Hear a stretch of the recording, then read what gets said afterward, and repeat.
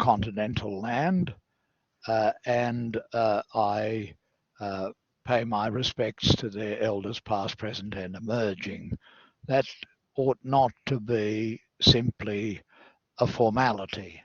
It ought to be something that concentrates the mind of citizens and of lawyers in particular, because many of the injustices suffered by the Indigenous people of Australia were occasioned by judicial decisions, notably the judicial decisions of the Privy Council and of the High Court of Australia in earlier times that denied recognition of the rights of the Indigenous people to their land. That was a fault of the common law, and it was corrected in 1992 by the decision of the High Court of Australia in Marbury against Queensland number 2, which is found in volume 175 of the Commonwealth Law Reports. The writer of the principal text of that great decision was Justice Brennan, Sir Gerard Brennan, and he hasn't been too well lately, and I called on him recently in hospital, and I told him that I would be telling you students and all students of the very great importance of the decision of the High Court, where his was the leading decision and the leading reasons in which Chief Justice Mason, that great Chief Justice, Justice Toohey, and Justice McHugh agreed without further reasons. So effectively it became the reasons of the High Court of Australia. Justice Dean and Justice Gordon agreed in the outcome and substantially with the reasons, and Justice Dawson dissented, as is his right, as was his right. But the majority of the court, 6-1, upheld the challenge to the understanding of the common law. Interpretation, especially interpretation of a constitutional text, is in the news.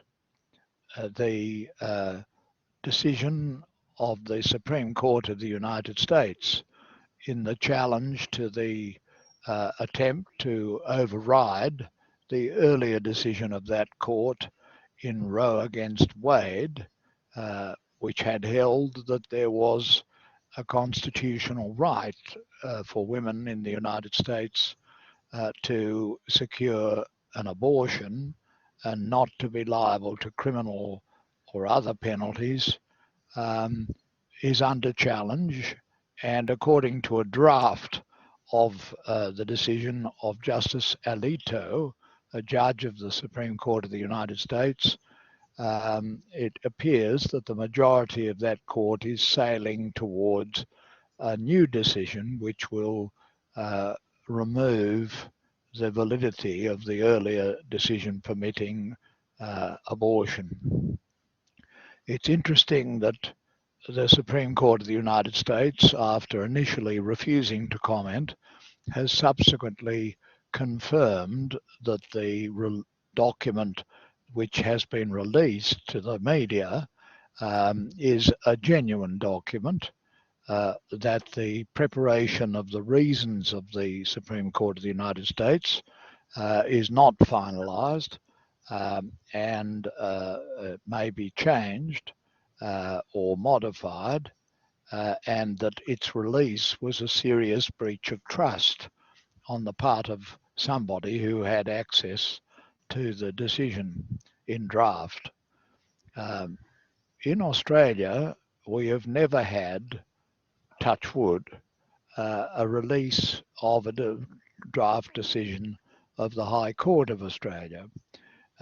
And there are many hands that play a part in the preparation of the final reports of decisions. And I can tell you from my own experience that right up to the last day, you can have changes made or additions added to reasons, and therefore what was said by Justice Alito may not be the final word of that judge of the Supreme Court of the United States. But it's interesting to see his reasoning as exposed in that draft. He said there is no express mention in the Constitution of the United States of abortion.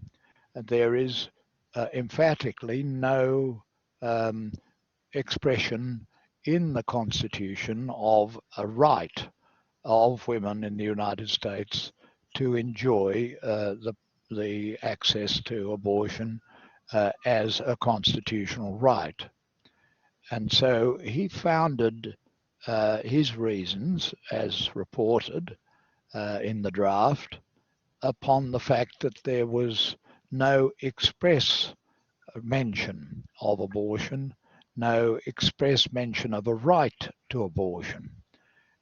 And the significance of that has been immediately seen, because the same thing could be said for the decision of the Supreme Court of the United States in Lawrence against Texas, which was a ruling by that court by majority, written by Justice Kennedy, who has since retired, that the Constitution of the United States of America forbade the inclusion of a criminal law that criminalized consenting adult private homosexual activity. So the same principle, if what Justice Alito has said, would apply to the decision in Lawrence against Texas. More than that, it would apply to the Obergefell decision, which was a later decision upholding marriage equality in the United States. Justice Alito said that in the case of abortion, there's no express provision, and so it is with marriage equality in the United States Constitution and also the Australian Constitution. There's no express provision for gay marriage or for same-sex marriage or in any other way entitling LGBT people to access to marriage. So if express provisions in a constitution were the absolute requirement for constitutional rights, the decision in the gay rights cases would similarly, apparently, fall by the test propounded by Justice Alito. And this, of course, is a matter of deep concern, not only for women throughout the United States, but by analogy, by gay people and their friends throughout the United States. And it does illustrate how important the approach of judges, especially judges of final courts, to constitutional reasoning and to the approach to constitutional reasoning is for the day-to-day life of very many citizens, the citizens who are governed by that constitution.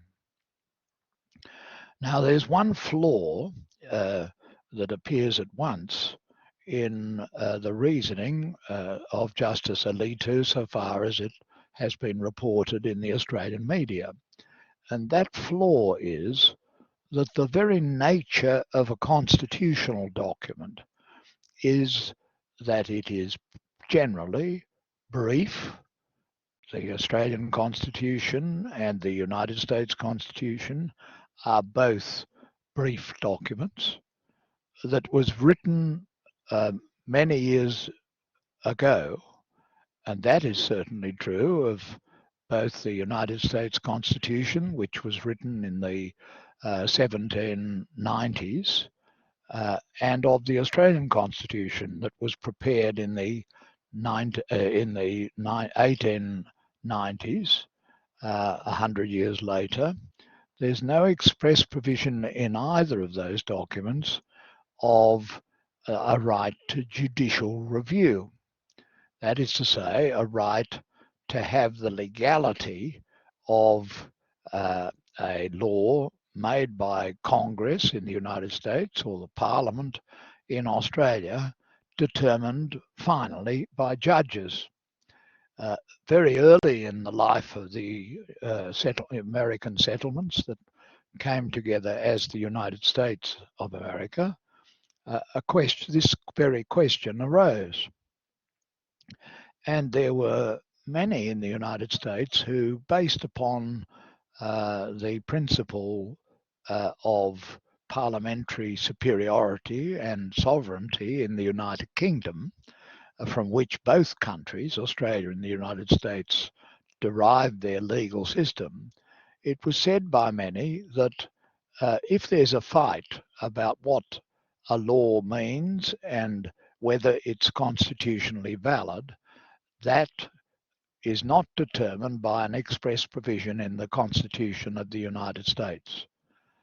Likewise, it's not expressly provided in the Constitution of the Australian Commonwealth that the final word on what an act means and whether it is a valid act made under the Constitution of the Parliament of Australia and the powers of the Parliament, there's no express provision in either of the documents which says that the final word belongs to the courts, that the courts are the arbiters and they have the final say. So if you adopt an approach such as Justice Alito is reported to have adopted, that creates a whole lot of problems, because the very nature of a constitution and its very brevity, the fact that it's expressed in language chosen more than a century ago, in the case of the American Constitution, more than 2 centuries ago, and that the constitutional text is very typically very brief, that if you required that in every case the Constitution should have a meaning derived from express provisions in the constitutional text, you would be in a very difficult situation, because the work of a constitution is to provide for the law from day to day, centuries or a century later, and the Constitution just could not have envisaged all the problems that would arise, even that threshold problem of the decision as to who will have the final say. Now, in the United States, in a famous case called Marbury against Madison, in 1803, the Supreme Court of the United States held that, contrary to the position in Britain where the last word belonged to Parliament, the fact that the Constitution divided power between the federal and state legislative branches meant that you had to have an umpire, and therefore there has to be an implication in the Constitution that permits judicial review. And similarly, in Australia, in the very first years of our Commonwealth, in 1905, to be precise, the similar principle was adopted, expressly referring to the American decision. That decision, as I've said, was Marbury against Madison, 1803.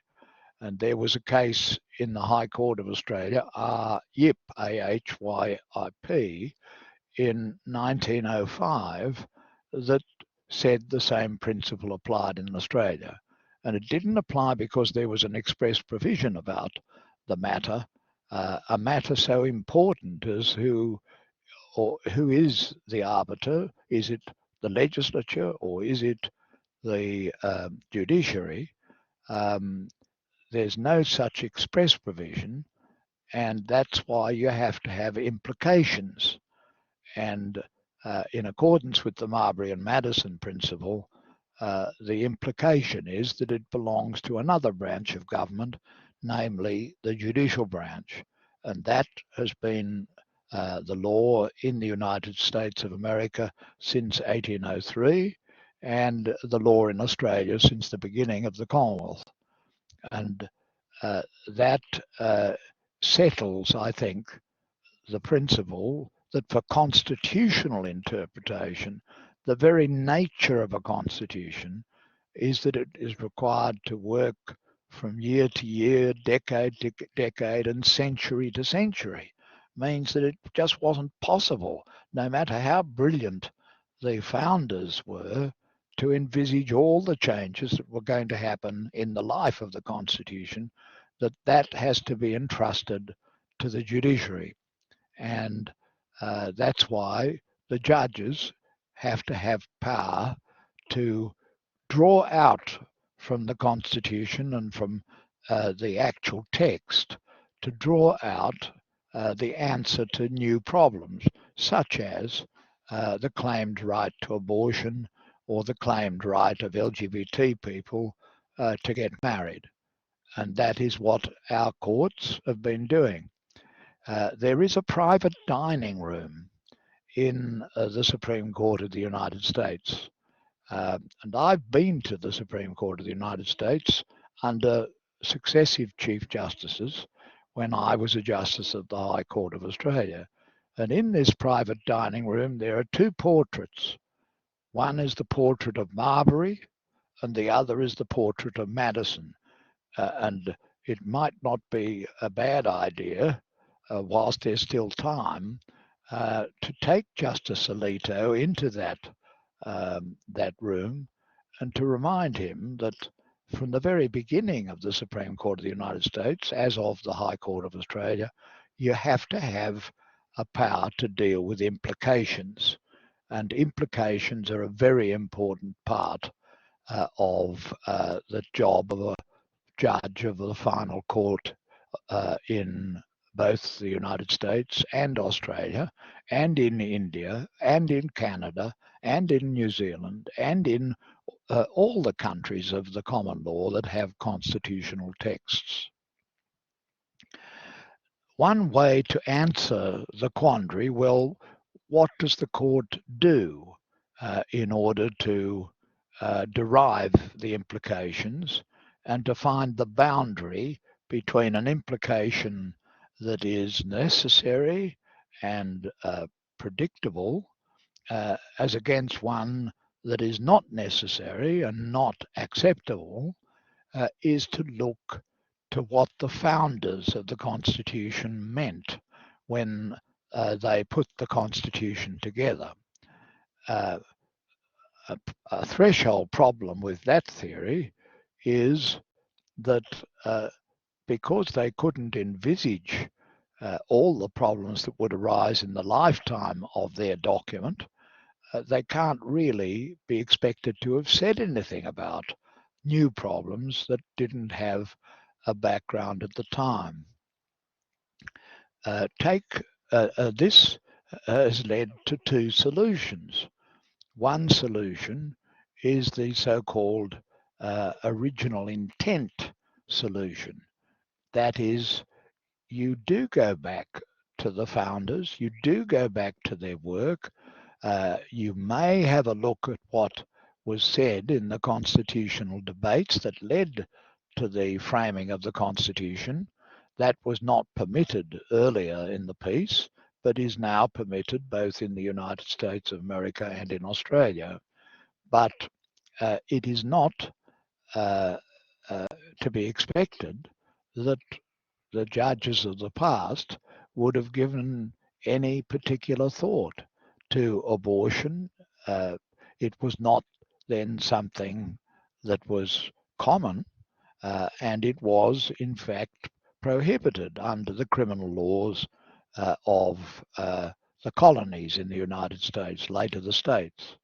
Likewise, in the case of the gay marriage, that was not envisaged And you can search as far as you like in the founders' documents and in their speeches, and there will be no expressed reference to what was in the minds of the founders as to what the power with respect to marriage, which appears in the Australian Constitution, meant, and how where the boundary was.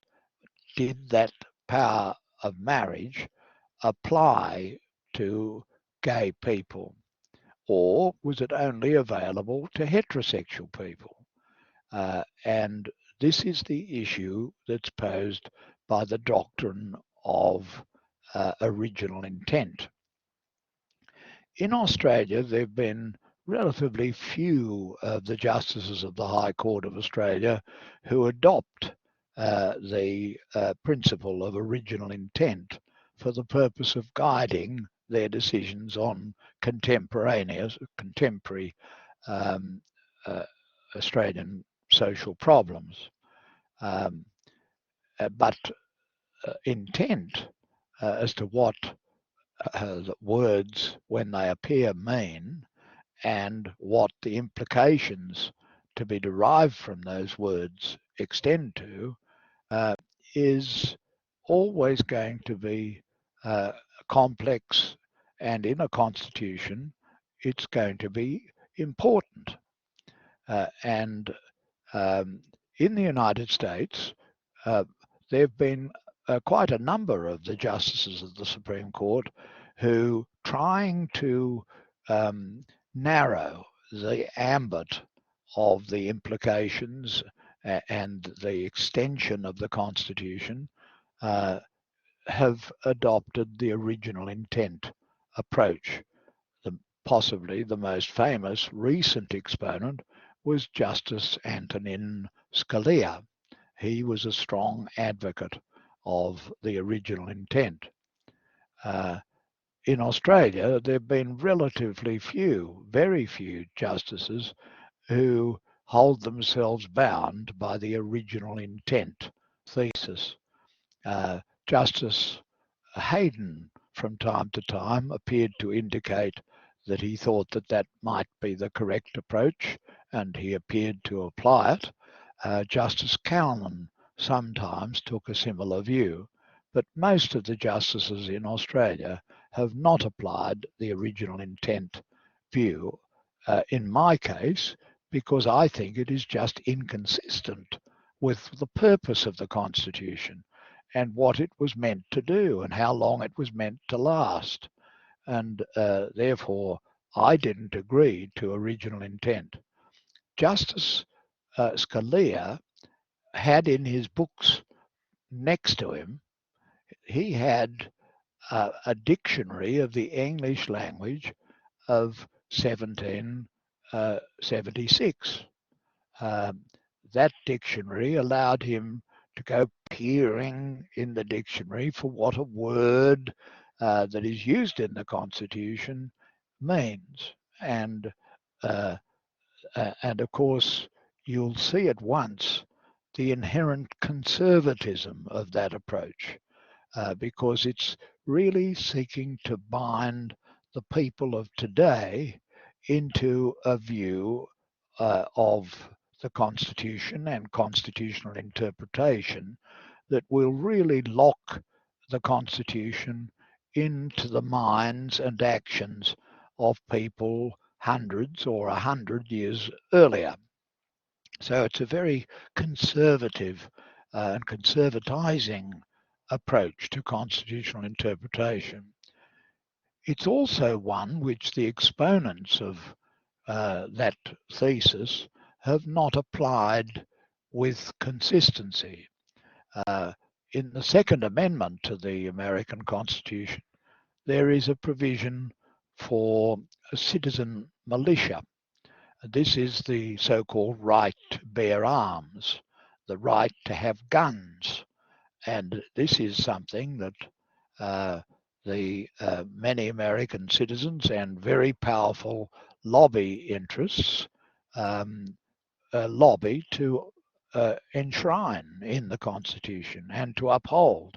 And there are decisions of the Supreme Court of the United States that have appeared to hold that the Second Amendment reference to a right to bear arms is an indication that that is something the original founders of the American Constitution adopted. But in doing that, the people, the judges who are of that persuasion and their supporters, really have not been consistent with what Justice Scalia was proclaiming as the proper approach. They did not pay attention to the fact that in the case of the United States Constitution, it was drafted before the citizen militia had given way to a modern military force and armed force of police, and that to interpret the Second Amendment in such a way as to permit ordinary citizens to go down to the shopping centre and look for the gun store and go in there and buy an AK-47 or some modern weapon which can do a tremendous amount of harm was just not something that originally the American Constitution and the founders would have dreamt of. They wouldn't have thought of such an idea. And therefore, to say that the Second Amendment has to be given an interpretation that proclaims and upholds the right of citizens to bear and carry guns, including very large and powerful gun weapons, is not something which an original intent approach, let alone a modern and purposive approach, would adopt. So this is the problem with the idea that you have to confine the Constitution to what is expressly stated, and that when there is something expressly stated, then you can blow it out into the modern weapons of large-scale destruction and killing, which on some views the decisions of the US Supreme Court have held possible. This is the difficulty of going back to the original intent and searching for what was intended in provisions that do exist in the Constitution. But where there is no provision in the Constitution, it's also a reason for questioning Justice Alito's view that anything that is not stated cannot be addressed, and that the Supreme Court cannot invent a new right or new provisions. The right to judicial review, which pervades the American Constitution and the Australian Constitution, is an extremely important right for citizens, for corporations, and for the community. But it isn't expressly stated in the American Constitution. And looking to the original intent, that had to be determined by the judges. And the early justices of the Supreme Court of the United States upheld judicial interpretation and the separation of judicial power and the role of the judiciary as the decision maker in matters of constitutional interpretation. And effectively, it says that because the Constitution is a written one, you have to have an umpire, because there are bound to be lots of disputes, as they are all the time, on what the Constitution means, and that umpire is the judiciary, and that is a very important protection for the people.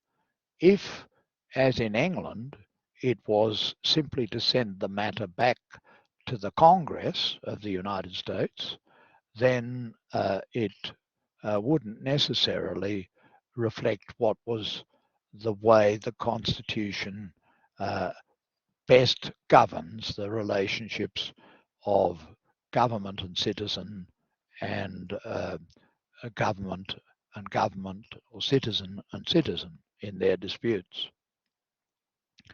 So in the case in Australia of the Commonwealth against the Australian Capital Territory, which was decided in 2009, the question of gay marriage, so-called marriage equality, came before the High Court of Australia to determine whether a piece of legislation that had been adopted by the Parliament of the Australian Capital Territory was constitutionally valid.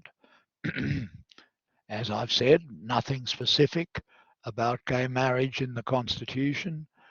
And if you've gone back to original intent, there's nothing specific to show what that would be, though it would probably be fair to say that originally the founders of the Australian Commonwealth would simply not have considered this, because at that time the having of sexual relations, sexual activity, normally involved in marriage, would not have been lawful in any of the colonies of the Australian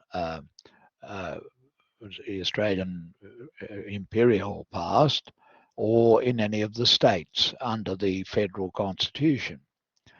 And this being the case, the question arose as to what did the word marriage, just this little word in the Constitution, I think it's section 51(26), and all it says is the Parliament of the Commonwealth shall have power for the peace, order and good government of the Commonwealth with respect to marriage. That's all it says. So how do we decide whether under that word the marriage of same-sex couples should be permitted? There were parties in the challenge to the ACT legislation that attacked it on an original intent ground. Basically, these were parties who adopted a view that the Bible had laid down the necessity of confining marriage to a man and a woman. This was the so-called functional approach of marriage, that marriage is an institution established in the case of Bible citizens by God, or in the case of other citizens by nature, for the purpose of disciplining the couples who get married, and in particular in relation to the children of the marriage, which is one of the purposes of marriage. In the Book of Common Prayer of the Anglican religion denomination, it says that this was ordained by God as a purpose of marriage. However, it's a commonplace that today most people who get married, most straight people who get married, are not necessarily religious. Most marriages now are not occurring in churches. Most of them are occurring either in registry offices or other public buildings, or more likely on golf courses or at places in beautiful surroundings with nature abundant. And that is how marriage for most Australians now is performed. People are not flocking to the churches to get married. They're flocking to the local park, and therefore to confine people in their rights to marriage, which is there in the Constitution, only to heterosexual people would be discriminatory, and to confine it to those who believe that God ordained it as an estate and an institution would not now be a view that most citizens accepted. But that didn't bother those who were putting forward the argument of interpretation. They said it's there in the Constitution.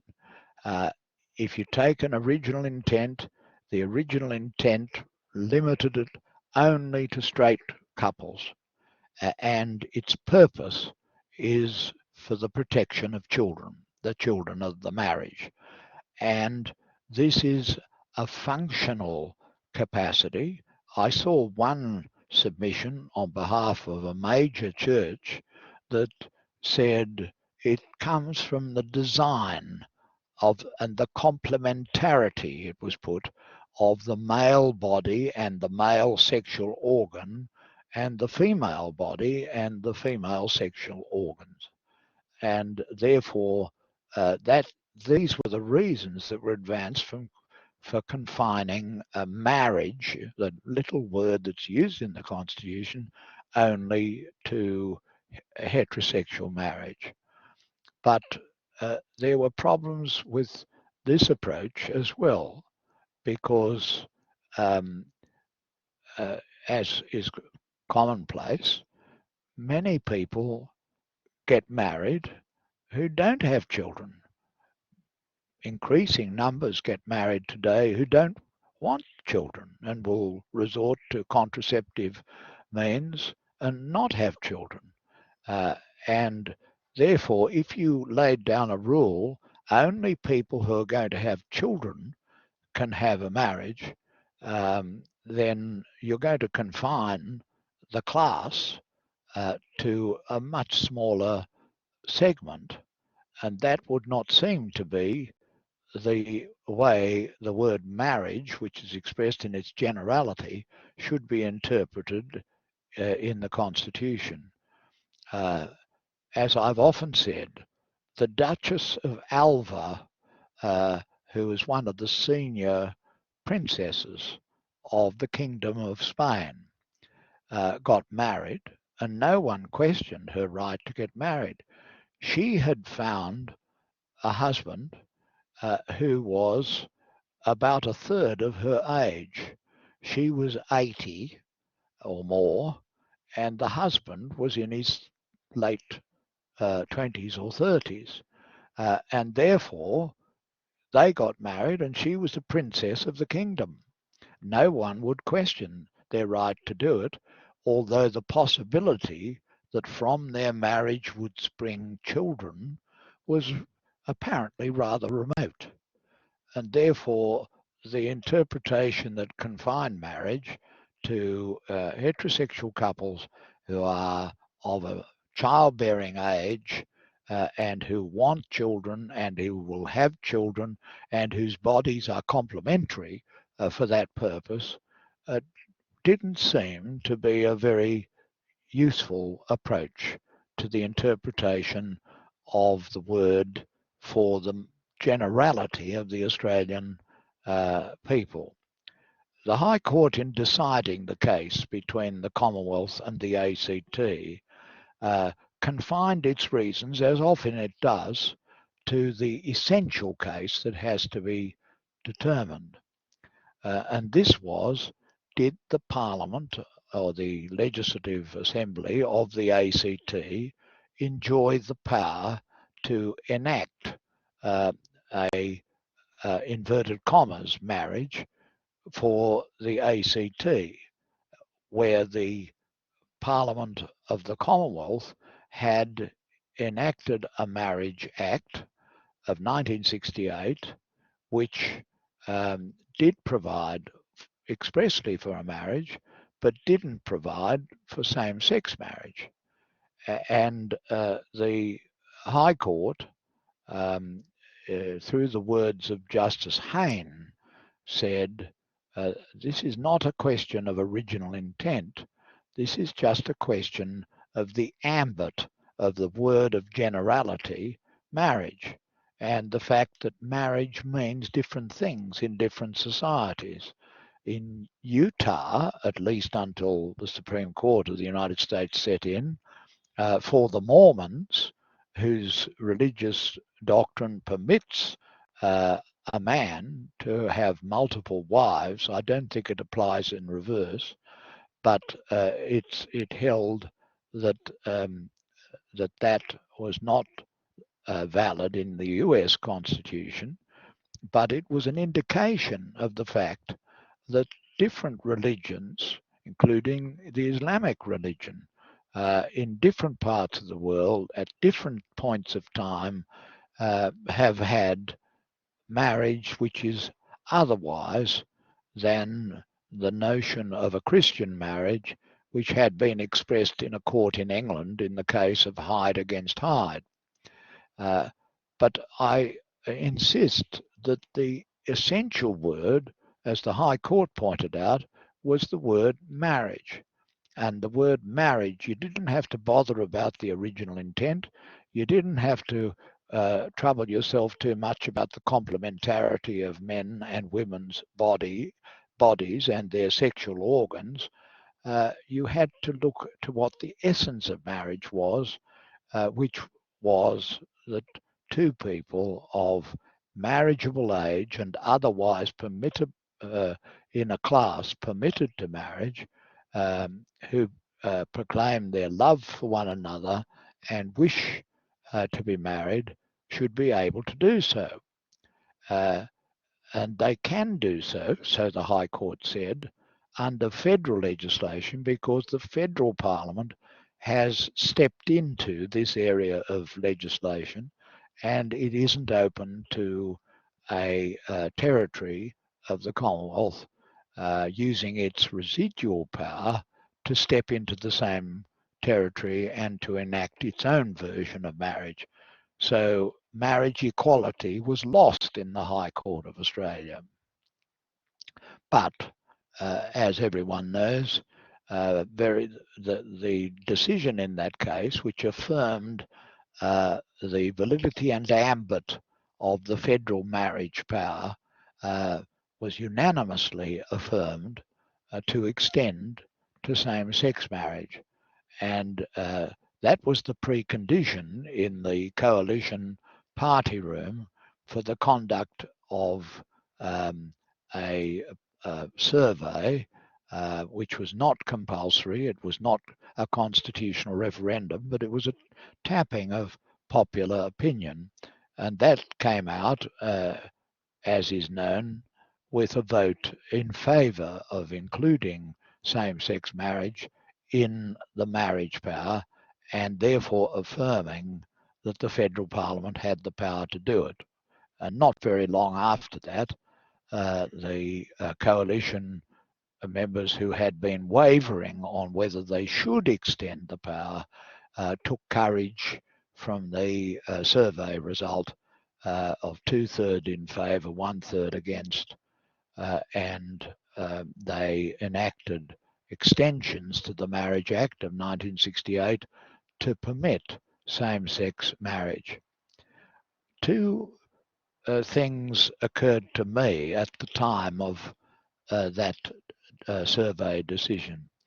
The first was a sense of disappointment that on my way to the University of Wollongong to deliver a lecture on some other issue, I think on North Korea, I saw on the whole journey between Sydney and the University of Wollongong, all along that road, many churches had big signs so that they could be seen by the passing traffic saying it's okay to vote no. And as someone who was brought up in a Christian tradition and still adheres to an Anglican denomination of the Christian tradition, I found that rather upsetting, that the Church of Jesus was being mobilized to say something that was very narrowing. But that's what they did, and fortunately they didn't succeed. The other thing that occurred to me at the time and to my partner Johan was that we didn't like this idea of requiring a survey as a precondition to the Federal Parliament of Australia doing its legislative job. We don't normally require a referendum or a survey or a plebiscite before Federal Parliament does its job. The Federal Parliament in Australia, in matters granted to it by the Constitution, is the great legislative arm of the Commonwealth, and waiting for popular opinion and consigning the rights of individuals to the opinion of a majority was wrong in principle. Both my partner Johan and I thought. And at first we said we wouldn't take part in the survey, but ultimately we decided to do so and we voted yes. And soon after the Marriage Act was changed, we actually got married. And here is the ring that proves it. And civilization has not collapsed. All the grim prophecies have not been proved so. We didn't really feel a need for a document from the Commonwealth because we had been together for 50 years exactly to the day.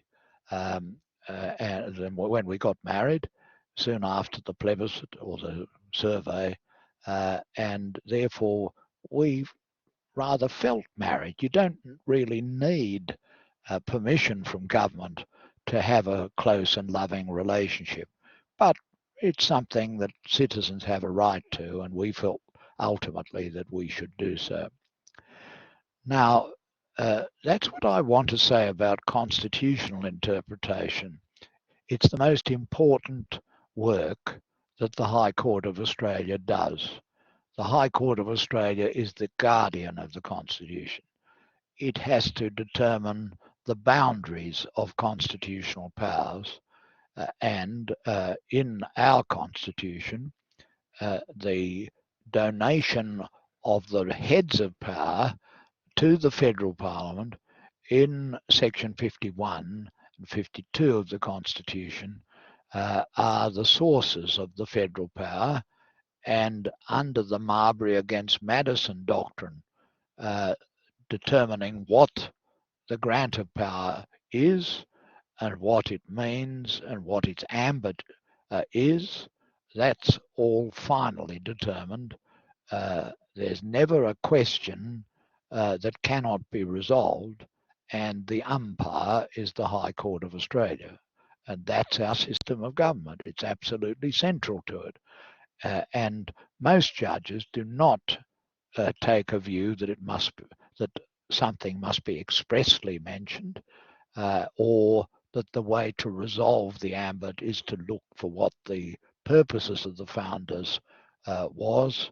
The justices look to other sources, and those other sources are similar to the sources that are looked to in interpreting acts of Parliament and principles of the common law that have been stated in court reasons, the meaning of contracts and the meaning of other texts.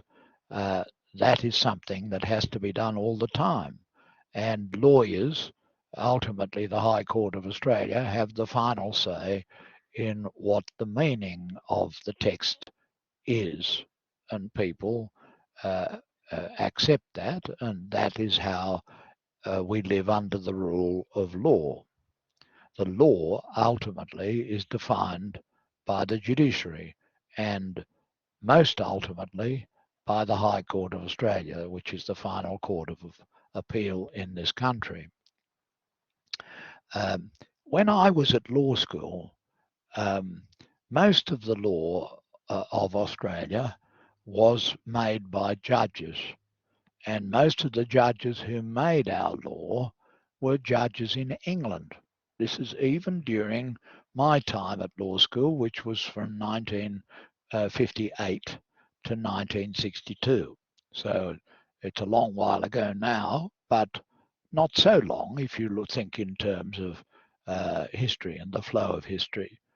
But at that time, the final court of appeal of Australia was not the High Court. It was the... I've disappeared from the screen, Carol. If I disappeared from your screen, can't hear you. Are you muted? I'm unmuted now, Michael. Everything's fine. I can see you. We can all Good. hear you. Sorry about that. I just disappeared from the screen, and I love to look at myself on the screen in webinars. So that will continue. Most of the law in my legal education was made by judges. Most of those judges were English judges, though increasingly the role of the Australian courts, the final courts in the states, which were usually the full courts, made up of the judges from the trial court, and in the High Court of Australia, it was the High Court, in the case of the federal territories at that time and areas of federal responsibility, they were determined by Australian judges. But the great bulk of our law was judge-made law. It was made by judges in the form of so-called judgments. That was not a word that I used. I always referred to them as reasons. Strictly speaking, the judgment is the order that comes at the end of the judicial reasons, that is the final binding rule that the case expresses. But what most people call judgments of judges laying out the principles. Now, it's very important indeed, and we learned this over and over again at law school.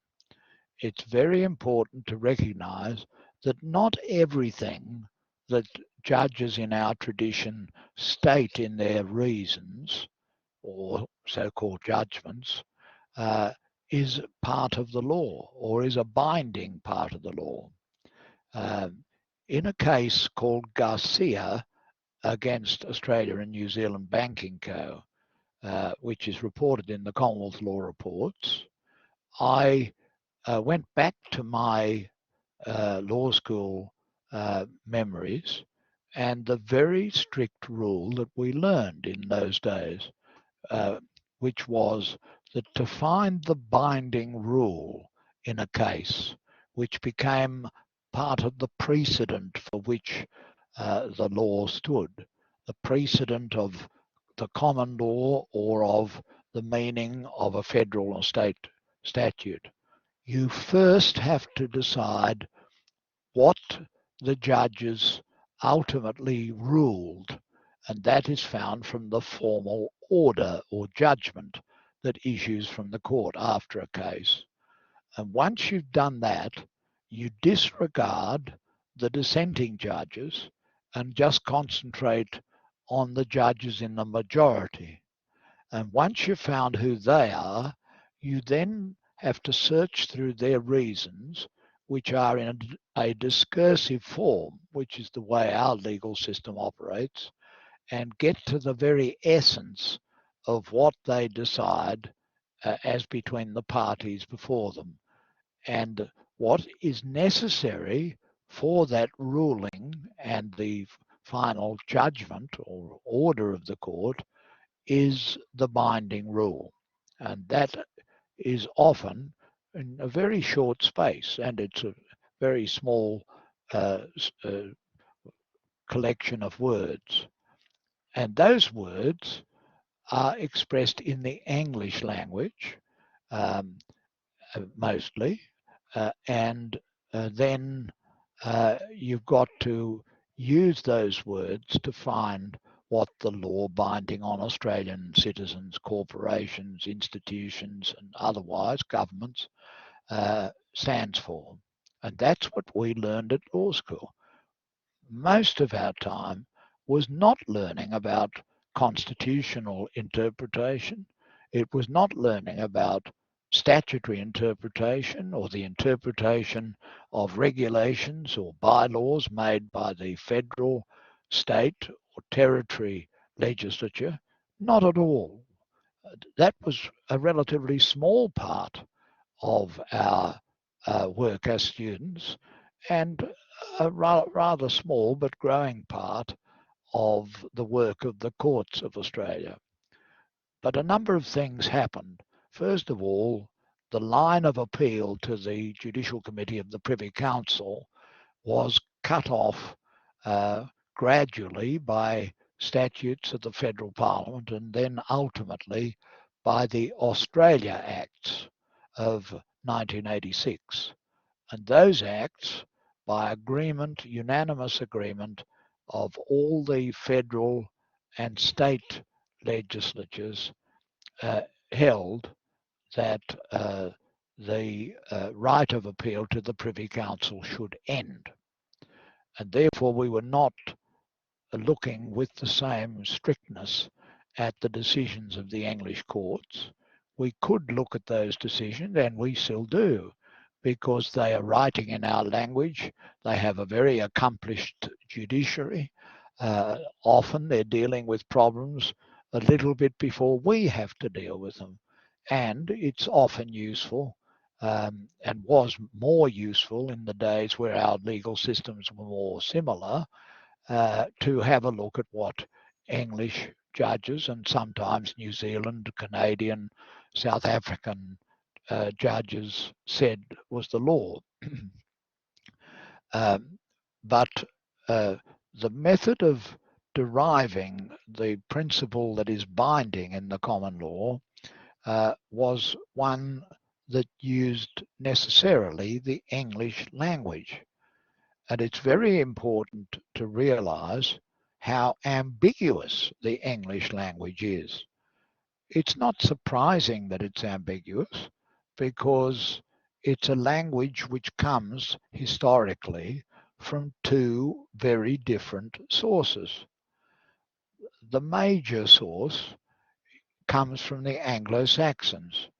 Basically, ours is a Germanic language, and the Saxons from North Germany and Scandinavians who came on marauding visits to England and killed off many of the Picts and the Celts who were there. They brought the most primitive form of the English language, and that is the bulk of the language we use, including in Australia. And it's a very efficient language. It is a language which is spread throughout the world. It is the universal language. It's used by pilots to ensure that they don't bump into each other in the planes in countries where there are multiple languages going on. And when the astronaut Yuri Gagarin of the Soviet Union was asked what will be the language on the moon when there are ultimately Russians and Americans and Chinese, he said, no problem, English. So the English of the Anglo-Saxons is the language we use in the kitchen. It's the language of ordinary speech. But then in 1066, as everyone knows, William the Conqueror came over with his clerks to England. And the clerks were the people who did the real business of government. They worked in the courts, they worked in the Parliament, the English House of Commons and House of Lords, and they superimposed on the English language a francophone language, the French language of the Norman conquerors. They came from Normandy and they brought their language. And so our language, the language we use today, is a marriage, if I can use that word again, a marriage, a loving marriage between the Anglo-Saxon language and the French language. And the French words tend to be the words we use in formal speech and in legal speech. And the Anglo-Saxon words are the words we tend to use in ordinary conversation.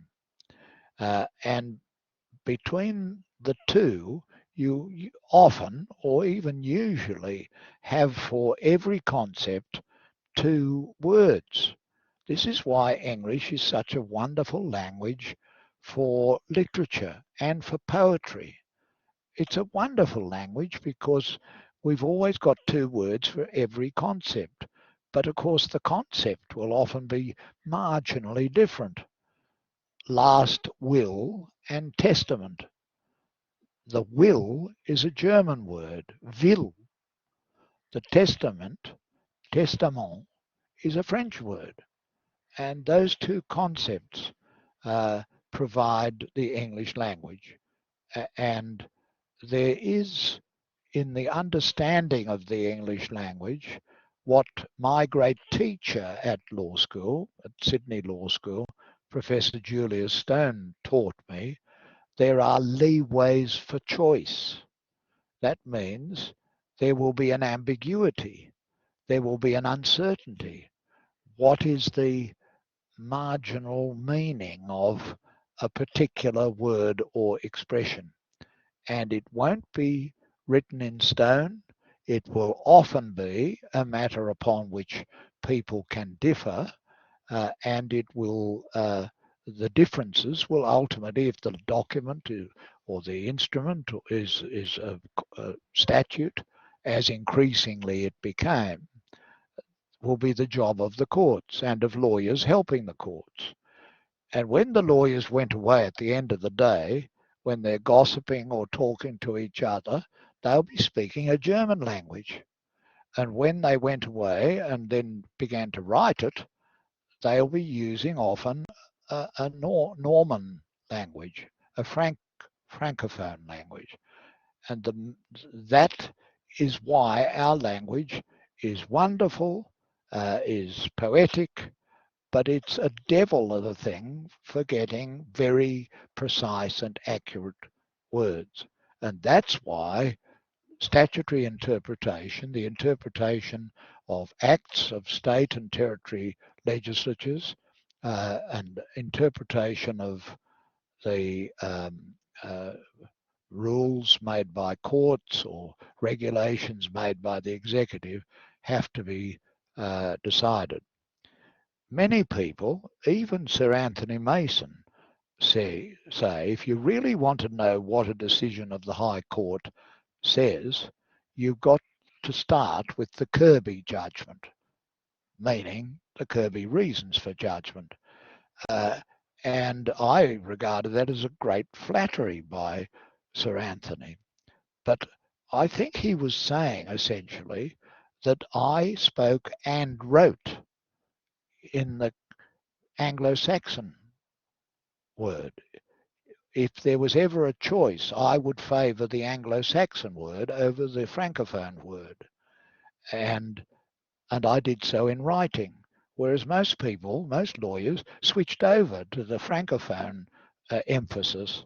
I deliberately aimed to use as many Saxon words because that's the language we're really comfortable with. And if you want to know why there is so much ambiguity and uncertainty, I've now told you, and you've got to understand that. And Professor Julius Stone, a great law teacher, said, who decides between the meanings? The judges. And they have leeways for choice. They have to resolve the ambiguity, and often it will not be on automatic pilot. It will be trying to see what the word means in the context. Now, here is a book.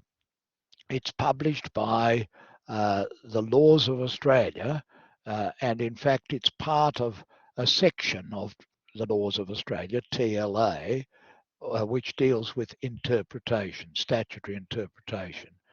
It's a book by Perry Hertzfeld and Thomas Prince, and it's called Statutory Interpretation Principles. And this isn't the full chapter, this is an extract which has the essence of it for students. And this is the abbreviated essence of it. And you'll see that it's absolutely full of lots of cases, lots of principles. I often find it very helpful myself, but I am the editor-in-chief of the laws of Australia, so I feel an obligation to express an interest. And that interest comes because I'm in charge of the whole project of expressing the law. But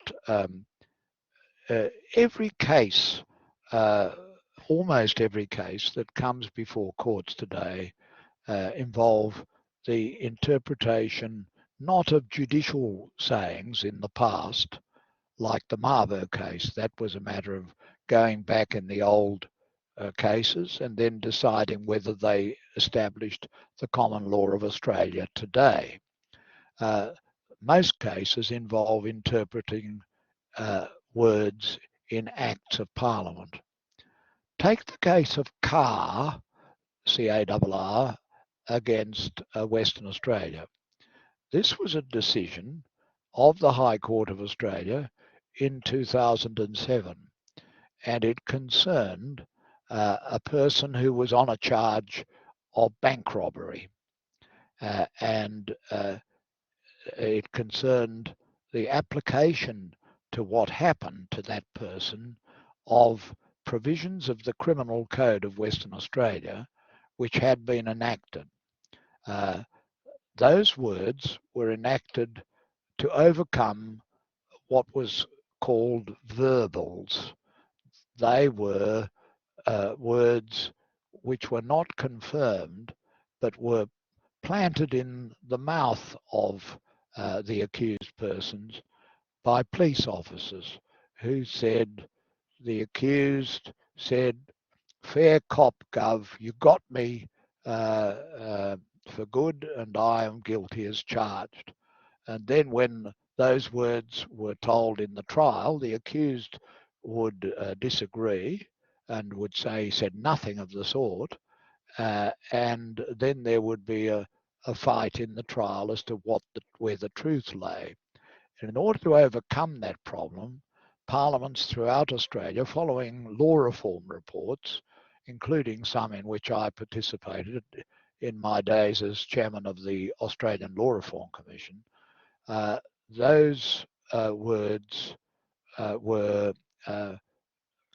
scrutinised, and the words in the Act of Parliament said that where a person was being interviewed by police, the interview must be recorded. It was not where a person has a conversation with police, it must be recorded. It was not where a person is being examined by police, it must be recorded. It was where a person is interviewed. And so the crux of the case concerned whether the words that were in contest were words that had arisen in an interview. And the circumstances can be briefly stated. Mr. Carr was a person of limited education. He was visited by the police because he had a past record, and they said, "We want to interview you, and we'll take you into the interview room and we'll interview you by asking a few questions, and what we say will be recorded on video." And this was in furtherance of the provisions in the Criminal Code. They interviewed him and he answered a lot of questions concerning his personal life and so on, and there was some informal conversation. But when they got to a point where they said, "Did you have an alibi for the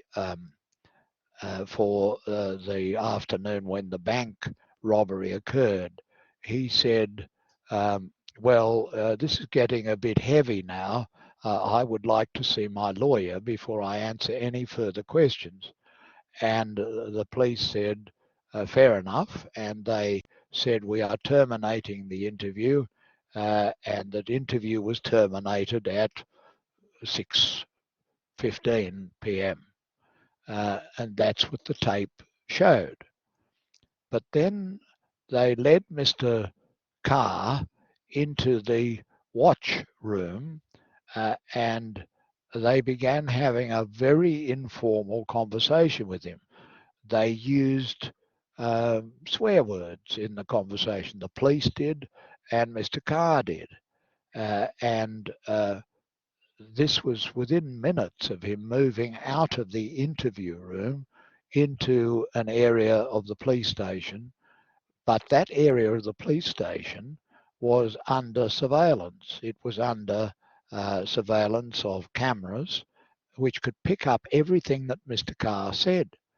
And they said to him, "All right, and did you see the guy pressing the button, did you?" And he said, "Yes, that C ... I saw him trying to press the button and I gave it to him and I threatened him and he backed off. Oh, the rotten bastard," and words of that kind. And all of these, unknown to Mr. Carr, were being recorded and they were tendered at his trial. And they were confirmatory of his guilt. And the idea of letting off a person who says something to police and who is recorded as having said it, and there could be no dispute that it was Mr. Carr, that he was making these statements, and that the statements were inculpatory. But were they an interview? And if they were an interview, he had to be warned, and then it had to be formally beginning the interview. And that was the protection that was given against the past problem of so-called verbals.